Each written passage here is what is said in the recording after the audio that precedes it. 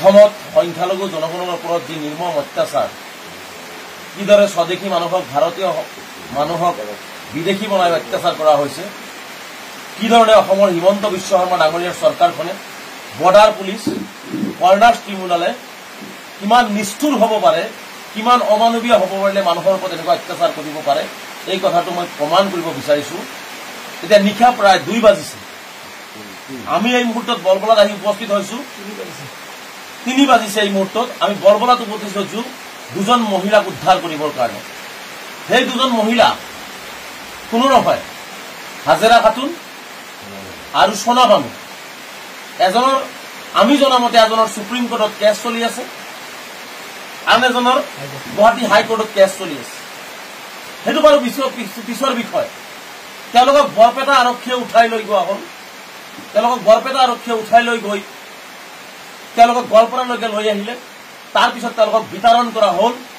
বাংলাদেশলৈ আৰু এটা অমানৱীয় দৃশ্য এজন সম্পূৰ্ণভাৱে আমি দেখিছো যে মানসিকভাৱে তেওঁ অসুস্থ নহয় হাজেৰা খাতুন মানসিকভাৱে অসুস্থ ব্যক্তি আৰু এইজন বৃদ্ধা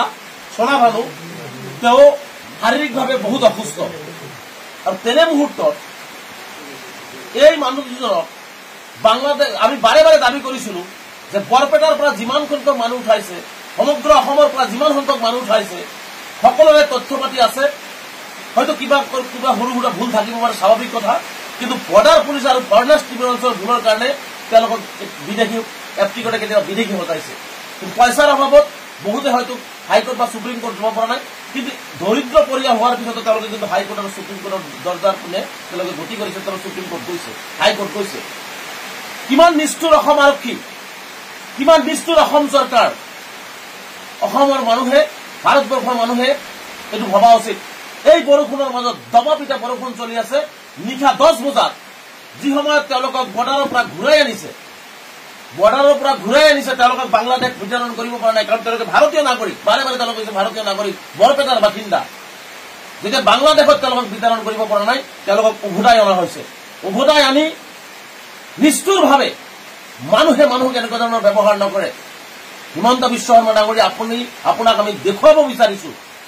অসমৰ ৰাইজক আমি দেখুৱাব বিচাৰিছো যে বলবলা বজাৰৰ আগত তেওঁলোকক ৰাস্তাত পেলাই থৈ যোৱা হ'ল বলবলা বজাৰৰ আগত গোৱালপাৰা জিলাৰ বৰপেটাৰ মানুহ এই দুজন এজন মানসিকভাৱে বিকাৰগ্ৰস্ত এজন শাৰীৰিকভাৱে অসুস্থ এই দুজন মানুহক বলবলা ৰাস্তাত পেলাই থৈ যোৱা হ'ল দাঁতিকাষৰীয়া মানুহে তেওঁলোকক উদ্ধাৰ কৰি আনি তেওঁলোকক সুধিছে ঘৰ ক'ত বৰপেটাত আৰু তেতিয়াই আমাক খবৰ দিয়া হ'ল যে এই মানুহখিনি বৰপেটা জিলাৰ হয় আৰু তেতিয়া আমি পৰিয়ালৰ লগত সকলৰ লগত যোগাযোগ হ'ল আৰু আমি আহি এই অসহায় পৰিয়ালৰ প্ৰতিজন ভাৰতীয় ইয়াত পুত্ৰ ভাৰতীয় হিচাপে আমাৰ লগত আহিছে এখতৰ ভাতৃ ভাৰতীয় হিচাপে আমাৰ লগত আহিছে এখতৰ পুত্ৰ ভাৰতীয় হিচাপে পৰিয়ালৰ সকলো ভাৰতীয় তাৰ পিছতো অমানৱীয় অত্যাচাৰ কৰি ফৰেনাৰ ট্ৰিব্যুনেল আৰু বৰ্ডাৰ পুলিচে তেওঁলোকক বিদেশী সজোৱাৰ চেষ্টা কৰিছে গতিকে এতিয়া অসম চৰকাৰে কিমান সততাৰে আৰু সত্যতাৰে কাম কৰিছে এইটো জ্বলন্ত উদাহৰণ নিশা 3 বজাত মই দিবলৈ চেষ্টা কৰিছো অসমবাসী ৰাইজক গতিকে মুখ্যমন্ত্ৰী ডাঙৰীয়াক আমি স্পষ্টভাৱে জনাব বিচাৰিছো আপুনি যি ধৰণে ভাৰতীয় নাগৰিকক অন্যায়ভাৱে বৰ্ডাৰ পিলে ঠেলি দিব বিচাৰিছে প্ৰত্যেকজন মানুহক যিতে আপুনি ঘূৰাই আনিছে যদি অসমৰ মাটিত তেওঁলোকে পদাৰ্পণ কৰিছে সসন্মানে তেওঁলোকৰ ঘৰত ঘূৰাই দিবৰ কাৰণে আমি স্পষ্টভাৱে আপোনাক আহ্বান জনাইছো তেওঁলোকক ঘূৰাই দি তেওঁলোকৰ পৰিয়ালক ঘূৰাই দিয়াৰ সাহস কিয় গোটাব পৰা নাই তেওঁলোকৰ পৰিয়ালক অসম চৰকাৰৰ বৰ্ডাৰ পুলিচ ক'ত গ'ল এতিয়া গোৱালপাৰা পুলিচ বৰপেটা পুলিচ ক'ত গ'ল যে তেওঁলোকক ৰাস্তাত পেলাই থৈ যাবলগীয়া হৈছে তেওঁলোকে কুকুৰ বেকৰি গৰু ছাগলী নেকি যে আপোনালোকে য'তে ত'তে যি ধৰণে ব্যৱহাৰ কৰিব আপোনাৰ যেনেকৈ এবাৰ ধৰিব এবাৰ ডিটেনশ্যন কেম্পলৈ লৈ যাব এবাৰ ধৰিব আপুনি বাংলাদেশ বৰ্ডাৰ পাৰ কৰিবলৈ চেষ্টা কৰিব আকৌ যেতিয়া বাংলাদেশে তেওঁলোকক লোৱা নাই তেওঁলোকে ভাৰতীয় নাগৰিক গতিকে তেওঁলোকে বিএছএফে যেতিয়া ভাৰতীয় নাগৰিক হিচাপে তেওঁলোকক ঘূৰাই লৈছে তাৰপিছত আকৌ আপুনি ৰাস্তাত পেলাই থৈ যাব তেওঁলোকে জাবৰ নহয় ডাষ্টবিন নহয় মাননীয় মুখ্যমন্ত্ৰী ডাঙৰীয়া আপুনি জনা উচিত অসম চৰকাৰে জনা উচিত গতিকে মই বৰপেটা জিলা প্ৰশাসনক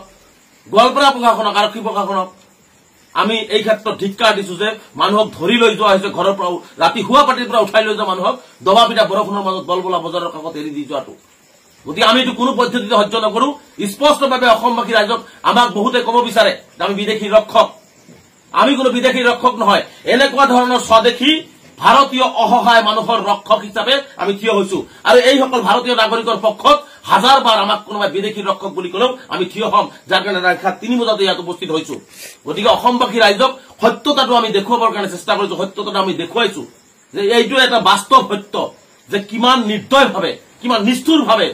কিমান হৃদয়হীনভাৱে এই চৰকাৰখন হৃদয়হীন, তেওঁলোকৰ যে হৃদয় নাই এইটো স্পষ্ট এইকাৰণে হৈছে যে এইজন মানুহ সম্পূৰ্ণভাৱে তেওঁ মানসিকভাৱে বিকাৰগ্ৰস্ত, ভালকে কথা ক'ব নোৱাৰে। আৰু এইজন মানুহক এনেকুৱা ধৰণে ধৰি বান্ধি এবাৰ ডিটেনশ্যন কেম্প, এবাৰ বৰ্ডাৰ, বাংলাদেশ বৰ্ডাৰ, এওঁলোকৰ আৰু